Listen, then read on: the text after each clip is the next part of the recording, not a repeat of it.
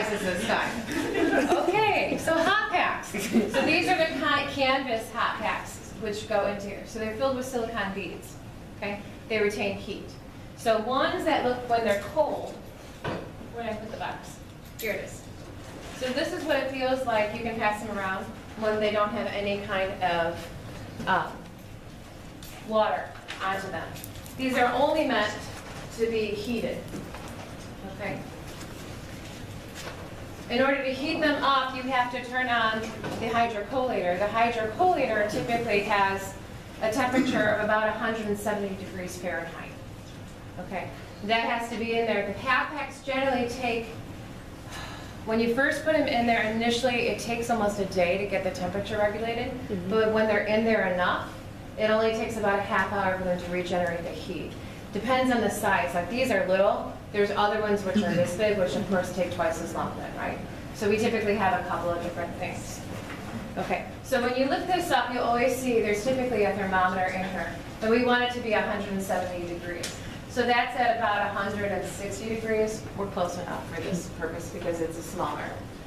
Okay, so we typically always make sure that the water is at the same level. This is going to be hot. You never go in with your hands when you're pulling these out, okay, because you will burn yourself.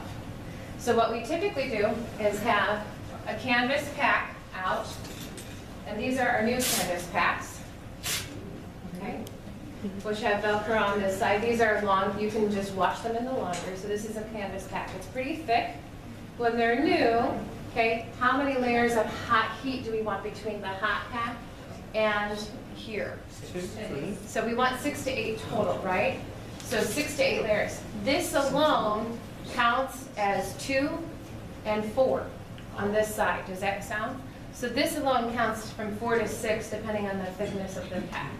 So then you would need another 2 to 4 layers to add on to that to make a total 6 to 8 layers between the patient's skin and the hot pack. And everyone goes, well, why don't you just put it directly on? Because these retain a lot of heat, and you will burn the patient if you do that. So you typically have a good work surface. Okay. I will turn around so I'm not blocking. Okay. So I will take it out like this. I would be standing on that side, right? I'm not doing it this way. I will use the tongs. I will drain the water. You see the steam? Okay. And I will put it in the middle. Close that. Okay. Then you use the pull tabs to help reposition it. And now you pull it over here. Okay, so that's 4 layers. 5 layers. 6 layers.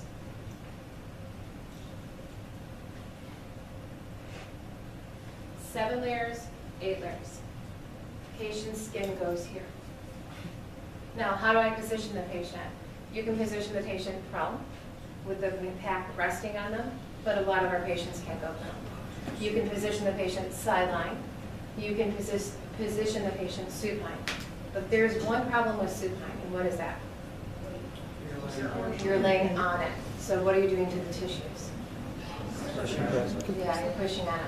So there's a higher chance of a burn incidence with that scene. Okay. Dr. Bala?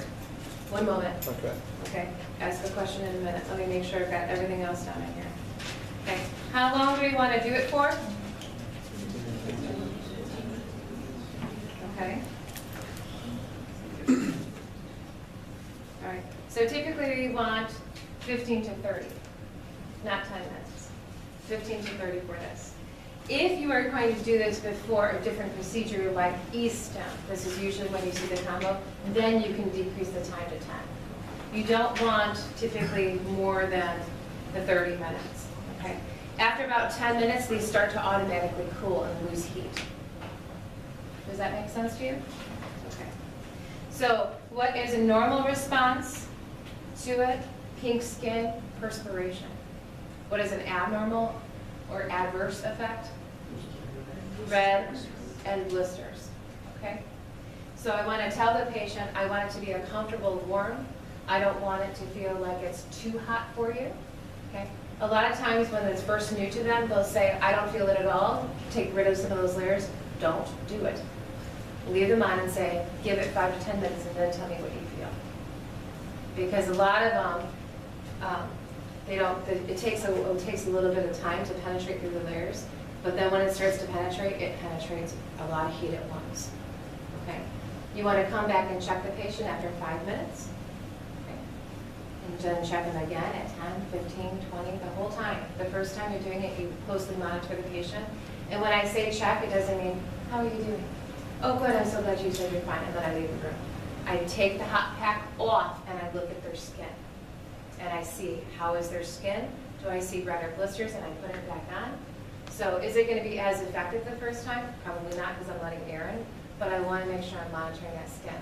Some people don't check it every 5 minutes. Some people check it like once or twice maybe, and they'll check it like at 10 minutes. I usually check it 5 and 15, and then I'm done with it. My first time. Make sense? Okay. So then documentation again would be the same kind of thing for position, all of those things. The positioning was something I wanted to mention, because there's a good statement in here.